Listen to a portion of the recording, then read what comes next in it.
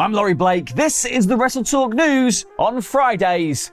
We wear pink. Today's top story involves some new rules that have come in at AEW, which have led to certain moves being banned and talent threatened with fines if they don't adhere to those bans. Now, we know for a while that WWE has a long list of no-nos, including the immensely dangerous pile driver, the dreaded vertebraker, and sneezing in front of Vince McMahon. Because don't let the air take advantage of your face, you wuss. In the first few years of its lifespan, AEW just seemed, a little more relaxed about the whole thing. Just a bunch of chill guys. Just some chill guys casually cutting themselves open at every opportunity. And lackadaisically dropping Kenny Omega on his bonce, of course. But some digging by Fightful that's been confirmed by PW Insiders revealed that AEW are shoring up their health and safety with a list of moves/spots that are no longer allowed under any circumstance. Yes, even if you're Bryan Danielson. Now, the list includes unprotected shots to the head, shots to the back of the head, buckle bombs/blind moves towards the turnbuckle, selling as if having a seizure, mimicking the fencing response, which is the arms in the air pose that comes in the seconds after a concussion, spitting, bleeding in the crowd or throwing bloodied gear or objects into the crowd, using weapons or projectiles in the crowd, taking drinks from the crowd, and general physical contact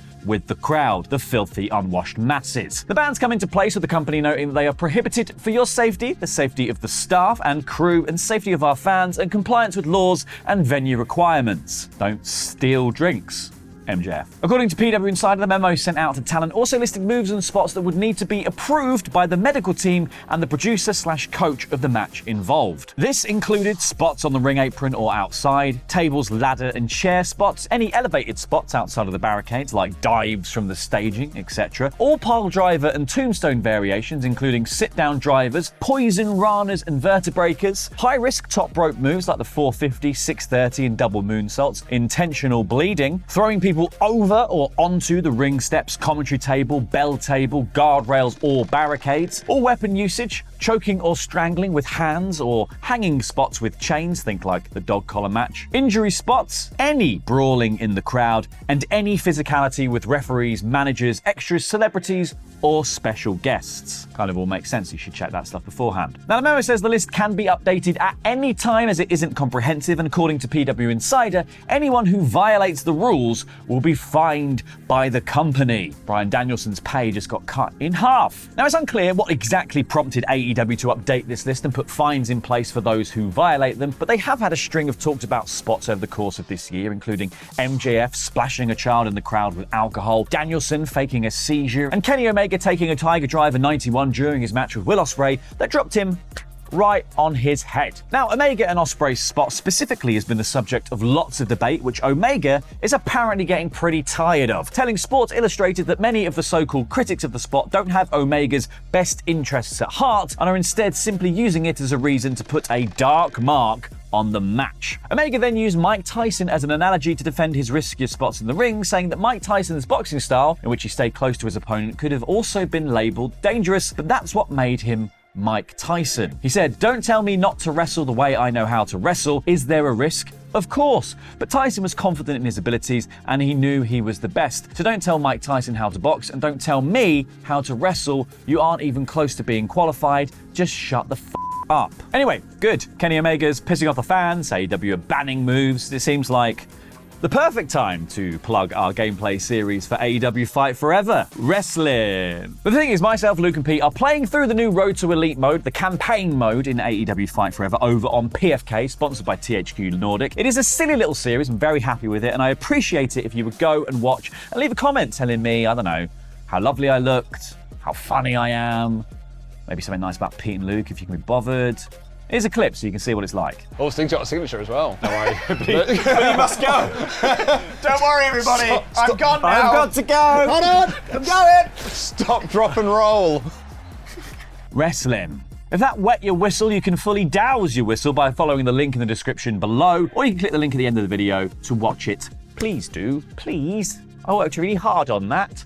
Please. Hobbing events to WWE now, and ever since Jimmy and Jey Uso finally broke away from the Bloodline properly in mid-June, there has been one man who has remained curiously silent about the whole thing, that being Daddy Uso, Rikishi. You see, prior to Jay severing the Usos' ties with Roman on the June 16th episode of SmackDown, Big Kishi had been fairly vocal about the family's on-screen activity, yet since posting a seemingly reactionary Don Corleone Godfather gif on June 17th, he's been kind of mute on the topic. And that's despite massive developments such as Jay pinning Roman at Money in the Bank and of course the truly masterful Tribal Court segment on last week's July 7th SmackDown. Now fans have been clamouring for the Hall of Famer to get involved with the turmoil for a while now, so could Kishi in fact make a WWE return soon enough? Well, in an interview with Sports Kida, he was asked just that, providing a rather curious response. Well, I'd have to go press his fingers to lips. I'd have to go silent on that. Oh, Kishi. While Rikishi could be stringing us all along, perhaps there is more to this after all. I, for one, would mark out quite hard if he showed up in Jay's corner at SummerSlam, especially considering Jimmy has seemingly been written off of TV for now. What do you guys think, though? How would you fold Rikishi into the Bloodline story? Let us know in the comments down below. Speaking of SummerSlam, much has been reported on the rumoured card for the biggest party of the summer. Now, I won't run down the full list of matches here because you can check out WrestleTalk.com for that. What I will say, though, is that there are a few top names glaringly missing from the list, including Tag Team Champions Sami Zayn and Kevin Owens, LA Knight, Judgment Day, and World Heavyweight Champion Seth freaking Rollins. While I'm hopeful all of this lot do eventually end up on the card, especially LA Knight, there may be at least one nailed-on extra match for Raw's top championship set to take place at Detroit's Ford Field. According to Dave Meltzer's Wrestling Observer Radio, the current plan is for Finn Balor to receive his rematch with Seth Rollins at SummerSlam. Now, according to Meltzer, this will be the precise reason why Finn is picking up all of the wins lately in order to build him up for another title shot. Or the W Priest comes out and yeah. Anyway, Meltzer revealed, I do know that the plan was that Finn's going over, winning constantly, because they've got to rehab him for Seth because that's at SummerSlam. Seth versus Finn at SummerSlam, 7 years on from their inaugural Universal title bout, presents a metric ton of history and opportunities to tap into that I'm really excited to see what WWE actually do with this one, especially with Priest looking in the background. Got a wood, got a briefcase. Oh, no, you're my friend. Why are you doing this to me? Wrestling. Moving on to Mrs. freaking Rollins now, and Becky Lynch is in fact one of the names reportedly set for the SummerSlam card, with the man set to potentially cap off her long-running feud with Trish Stratus at the show. However, there was in fact a slight bump in the road at the beginning of the week, as it was reported by both Fightful Sean Ross Sapp and WRKD Wrestling that Lynch was injured ahead of the July 10th Raw, with her scheduled match with Zoe Stark in doubt. Then miraculously, by the time that Raw aired, Lynch was out there in front of our very eyes competing in the match that was perceived to have been cancelled. This, of course, led to a lot of confusion as to what the exact reasoning for Lynch's injury concerns were ahead of Raw, confusion that can now thankfully be cleared up. Because Lynch recently spoke to USA Today and revealed that it was in fact a procedure to remove a cyst that caused the doubt over her Raw status. When I landed from London, I had to go to the ER and had to get a cyst removed. Then had to get that redone on Friday, but was in the ring fine, ready to go by Monday. But that clears that up. Another mystery solved. File that away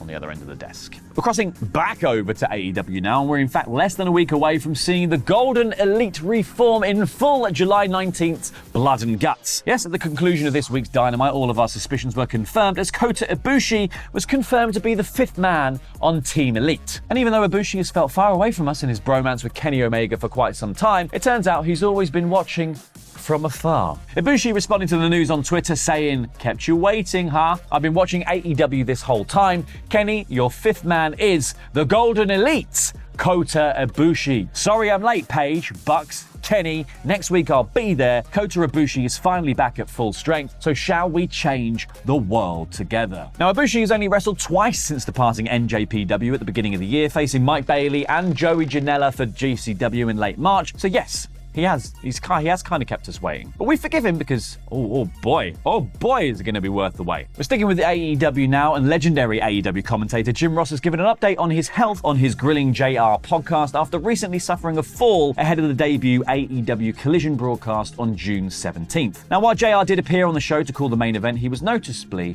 not his usual self, announcing afterwards that he was stepping away from the booth for now. The fall was the latest in an unfortunate string of health issues for JR in recent years, notably undergoing skin cancer treatment in 2021, as well as dealing with nerve issues in his spine and leg, which he detailed to Conrad Thompson on his podcast. Now, JR revealed that he has not only been dealing with the sciatic nerve pain, but also continuing to be referred to new specialists following his skin cancer battle. However, despite a challenging few weeks, JR is hopeful that he will be back in some capacity for All In, saying, "I really want to make Wembley. Right now, I don't know if I can. I hope so. I don't want to say I have a target date, but you have to have some kind of goal, and Wembley is my goal." I think all of us in the UK are hoping that JR makes that goal. Hopefully we see him in London. And importantly, we at WrestleTalk would like to wish JR a healthy recovery from all of his recent health issues. It's Friday, folks.